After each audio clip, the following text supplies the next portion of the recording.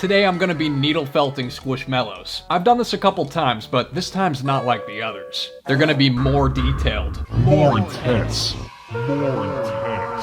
more agonizing. Exciting stuff. Most squishmallows look pretty much exactly the same. Same eyes, same wings, same blob shape. There's really not much going on. But that's what I love about them. Their simple round shape and their extra soft stuffing is what makes them so squishable. The squishmallows I'm gonna be needle felting today are those new Pokemon squishmallows. They've got a bit more going on, so hence they're gonna be a bit more difficult to needle felt. I'm gonna be making the Pikachu squishmallow and the Gengar squishmallow. And then I'm gonna needle felt 2 more squishmallow Pokemon as well, which I'll leave as a mystery for now. Who's that Pokemon? A mystery. A lot of you guys have been giving me suggestions and recommendations on how to level up my needle felting, and I really do appreciate it. Most of it. Using polyfill stuffing for the insides was a good call. Needle felting on top of a sponge, however, was not a good idea. My friend Tier also suggested using a yam for needle felting. I was apprehensive but decided, okay, sure, I trust you.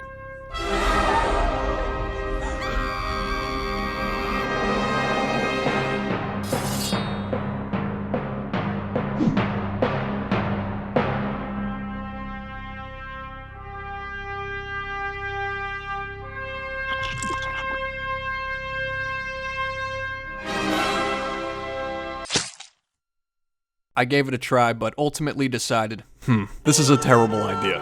Thank you to everyone who gave me suggestions. Most of the recommendations were very unhelpful, so thank you. Why, thank you. So anyways, the first squishmallow I'm needle felting today is Pikachu. I'm not using polyfill as a base this time around for any of the Pokemon squishmallows, because I want these squishmallows to be very, very tiny. My fiance thinks the tinier they are, the cuter they are. And I agree. So I'm stabbing together this little ball of wool. I keep getting cat hair stuck in them. That's annoying. I vacuum a lot. Where's the power button? I also lint roll all the time. And I brush my cats pretty often. And yet, I still find cat hair everywhere. Needle felting's fun. You get to watch me stab stuff over and over, 10 million times. Who would have thought you could conjure up cute little squishmallows by stabbing a piece of wool? Not me. The thing about needle felting is that I never know when to stop. Should I just keep stabbing, or is this good? Should I keep trimming up the frizz or not? No matter how much trimming I do, I feel like there's always more frizz I could cut off. After cleaning up as much of that frizz as possible, I decided, you know what this needs? More wool. So I'm back to square one. I then cleaned all that up again, and I ended up with this blob. It's not perfect, but in my eyes, it's pretty close to it. Alright, cool. So next I'm taking a bunch more yellow wool. This is gonna be for the details. I'm starting off by stabbing it into a flat piece. I feel like when I first started needle felting, I used to work slower, stabbing carefully, trying not to stab myself. But now I feel like somewhat of a professional. Kind of, in a way. I've gained confidence and momentum. I stab a bit quicker now, with more purpose. Not really. I'm just stabbing wool. I then cut the wool into some little arms for my Pikachu.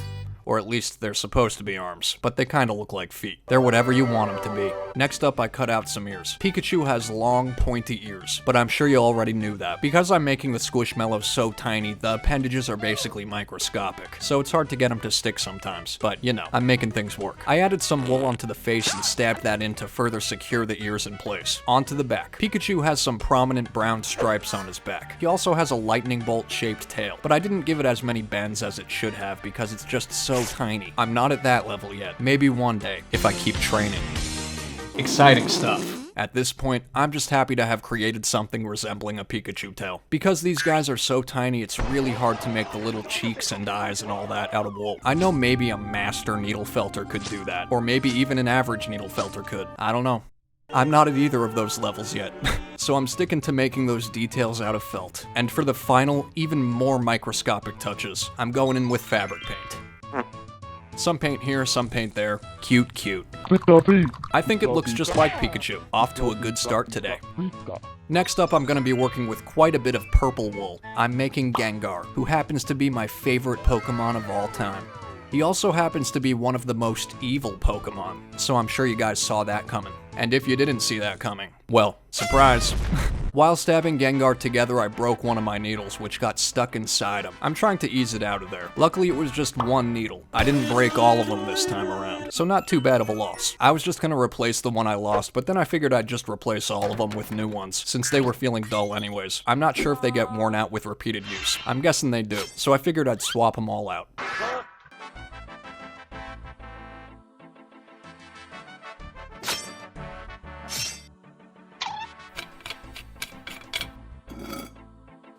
Perfect. I stabbed together an egg and then poked in some arms. Basically the same as Pikachu started out, except this one's purple. Things aren't looking so clean at this point, so I'm adding some more wool just to pull the look together. Gengar has cat-like ears, little triangles above his head, so I cut those out and poked those into place. I tried to make them look as seamless with the head-body blob as possible. He's a very happy Pokemon, always smiling wickedly in the shadows. So I'm making his signature sinister grin out of white felt. For his eyes, he usually has red eyes or pink eyes, depending on the version. It's honestly up to the artist's interpretation. My interpretation was pink. Gengar's a tough one to needle felt, at least for me, because he's got a ton of little spikes all around. The smaller spikes on top of his head kinda look like little tufts of fur, so I used a fabric hot glue to add a piece of felt. Someone in the comments suggested I use regular fabric glue for things, but I'm not entirely sure why I would do that. Why? Regular fabric glue takes a while to dry. Plus for me, a lot of the times it doesn't even bond. Fabric hot glue is very strong. It has a very secure bond and it's super quick. Not really any drying time necessary. I love fabric hot glue. I don't think I could live without it at this point. On his back, Gengar has several more spikes, so I kinda did the same thing. I used fabric hot glue to stick some felt onto him. Some of the fabric hot glue was showing, so I decided to cover that up by adding some more wool. It's not entirely hidden, but it's less prominent now. I'll come back to that. I'm trimming the spikes into shape. I'm not a miniatures kind of person. It's hard for me to work on such a small scale, but I'm trying my best and I hope that's good enough. That's kind of what I always try to do in life. I always try to give everything my best. Which it might not always look like, but rest assured, I'm trying. I'm not a professional artist, clearly. For me, I enjoy doing art, but I enjoy making the videos even more so. I focus the bulk of my time on lining up the video and editing and all that. So yes, these videos do take a really long time to make. Just wanted to get that off my chest. By the way, subscribe. Anyways, I got off topic. Back to Gengar. Gengar is a nightmare with all the little parts and all the little spikes and stuff. And to top it off, he's got a little spiky tail as well. Here's where I pulled out my old faithful, Posca pens. Gengar's tough. He was giving me a hard time. The colors of the felt and the wool are slightly off. It was bothering me, and the fabric hot glue is still peeking through, so I've decided to go over everything with Posca pens. I love Posca pens.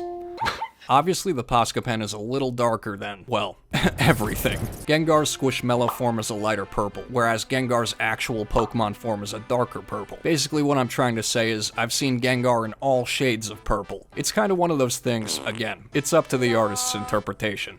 Today, Gengar's dark purple. It is what it is. For the rest of him, I just kinda went in with fabric paint. The details would have been way too small for me to needle felt, hence fabric paint is a necessary evil. Like me. Overall, not too bad. I spent the bulk of my time on the first two needle felted Squishmallows, and then for the rest of them I sped things up a bit. The last two Squishmallows I'm stabbing together are not official Squishmallows. I don't know if they ever will be. I just saw a picture online of these concepts and I decided to recreate them. This one's gonna be something resembling Piplup, who if you don't know is a penguin-like Pokemon. Piplup, the penguin Pokemon. Pikachu and Gengar look like they could be Squishmallows. Like, they already have that blobby kind of shape. They were easy picks for Squishmallows. Piplup doesn't have a blobby kind of shape. He has actual definition between his head and his body, unlike Squishmallows. So the concept I'm going off of and my recreation might not necessarily look like the real Piplup Pokemon, but that's fine. You get the idea. You'll see what I mean. So he has a dark blue head and a light blue body. So far, so good. He's got a white face, or as I like to call it, a penguin mask. I added on the details like his little yellow beak and pupils with felt. I'm poking in some stubby little flappy wings for him. They're like flippers. And I'm stabbing on two white dots on his chest. Not sure what that's supposed to be, but they're there, so I'm adding them. Piplup also has like a little cloak thing. I think they're like feathers on his head extending down his back and around his neck, making it look like he's wearing a cape.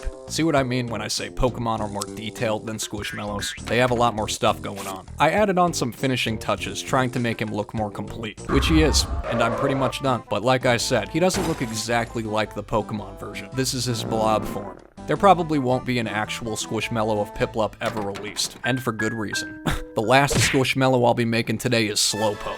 Another one that's not an actual Squishmallow and probably never will be. For him, I started off with a corally kind of color and then went over all that with a lighter pink wool. I was just kind of using the coral as a base. I wanted to use it as my center and then cover it up with the light pink. I could have used polyfill for the inside base, but I didn't feel like walking over to the closet. I had the coral on hand, so I used it. I cut his appendages out of felt and then added those on one by one. He's got some arms, some tiny little ears, and a big fat tail in the back. I'm adding on his snout, which I stabbed together out of wool. I'm just trying to make it look as close as possible to the real thing in miniature Squishmallow form.